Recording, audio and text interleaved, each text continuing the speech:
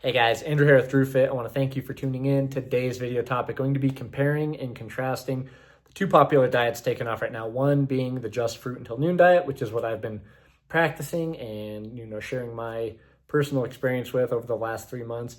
And the other one that I was just made aware of last night that is taking off, which is extended sugar fasting. I wouldn't essentially call it fasting. If you're consuming any calories for that matter, it shouldn't be considered fasting, but that's what they're calling it. And I'm not exactly sure the exact guidelines. I just saw a snippet last night where they were dogging on consuming, protein, animal sourced protein, and consuming just sources of these healthier sources of sugar for extended periods at a time. Mainly being fruit and honey, which I agree with are fantastic for your health. But from where I'm coming from, and what I encourage people to do is, approach it with a more balanced approach, not something so extreme, something that's going to last year after year and, not give you these crazy spikes of feeling good, bad, whatever. This yo-yo dieting type stuff I've been a part of over the last 15 years. So I'm going to share with you as to why I don't really recommend that. But I do want to, make note as to why I believe both of these diets are gaining traction, which is pretty cool. I think it has to be related to the study in which it showed that consuming these sugar sources in isolation, and when I talk about isolation, I'm talking about consuming these sources of food without consuming any kind of fat or protein, as this does impact the digestive process of the carbohydrates. And when you do eat these sugar sources in isolation, it has been shown to increase FGF21, fibroblast growth factor 21, which has been shown to have a lot of benefits, from metabolic benefits to muscular benefits, digestive benefits, stuff like that. I'm not really going to dive into that study right now, but I'm going to simply just share why I don't really recommend the other diet where they're consuming just these sugar sources for a few days on end. Like I said, I'm not sure what their diet looks like outside of that, if they're just doing it for a few days at a time and then going back to it. But personally, in my opinion, especially in today's day and age where we do have a lot of food sources that we can go to the grocery store and pick up that are fantastic for our health, especially on top of the amount of stress that we are inducing each day, whether it's work related or exercise related, stuff like that. I think that, and this is just my opinion, there's no backing to this, I think that in a state that we're living now, where I think we need to rebuild as fast as we can, rebuild the body, rebuild the brain, the organs, all that stuff, that we need to be consuming a much more balanced diet, one that is not free of protein for a day or free of fat for a day, because I do believe all these macronutrients are essential for optimal health. Although I do believe you can manipulate them and eat them at certain times of the day to really gain more benefit for not only your health goals, but for your physical goals if you're trying to improve your physique, stuff like that. So I just don't like the extremism behind the sugar fast. I don't think it's sustainable long term.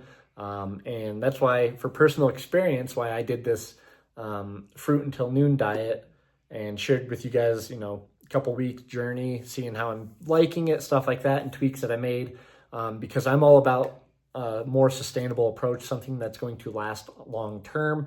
And by doing just fruit for days on end, I think you're just lacking too many essential nutrients that your body needs and is asking for, and I just don't see it standing the test of time. And I'm not sure if the post I saw last night was advocating for fruitarian long term. Yeah, I get it. Fruit is fantastic for you. It's a very clean, fast energy source for the body. But when you're missing those key components like certain fats, saturated fats, that have been shown to help with thyroid hormone, help with cholesterol levels, stuff like that, you're just not going to be getting that when you're consuming just fruit or honey.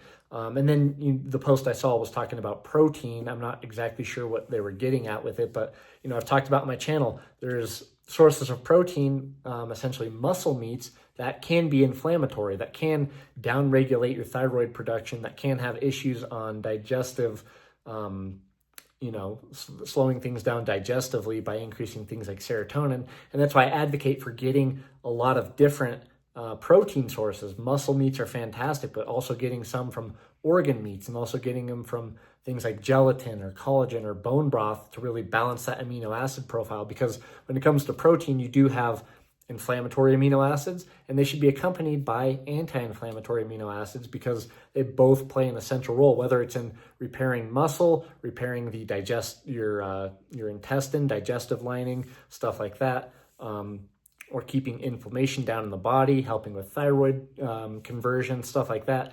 A lot of these essential nutrients, and I'm just talking about protein right now. I'm not even talking about the benefits you get from certain dairy sources, especially milk, that have calcium, that balance that calcium to phosphorus ratio. And this all kind of plays back into increasing the energy levels of the body. And like I talked about, fruit and honey are fantastic energy sources, but I think they should be accompanied on a daily basis with good sources of fat, good sources of protein. And my opinion overall is you want to take this with a more balanced approach if you're in it for the long haul, which we all should be, is to optimize our health long term. So that's just my opinion on it. They're both fun, cool new diets that are gaining traction, gaining more popularity, but I want to add some transparency for you guys because I have been getting a few questions on, did you see this video? This guy's just doing sugar sources for 3-4 days at a time, no protein, no fat, stuff like that. I'm not going to partake in that. I know I'm a pretty active person. I like to go on lots of walks, get outside, get out in the sun. I like to lift heavy weights. And I just know eliminating fats, eliminating protein is not in my best interest, especially long term. So that's what I wanted to share with you guys. If you have any questions or comments in regards to these new diets, I'd be love to hear from you guys and love to get back to you. But thank you for watching, and don't forget to subscribe.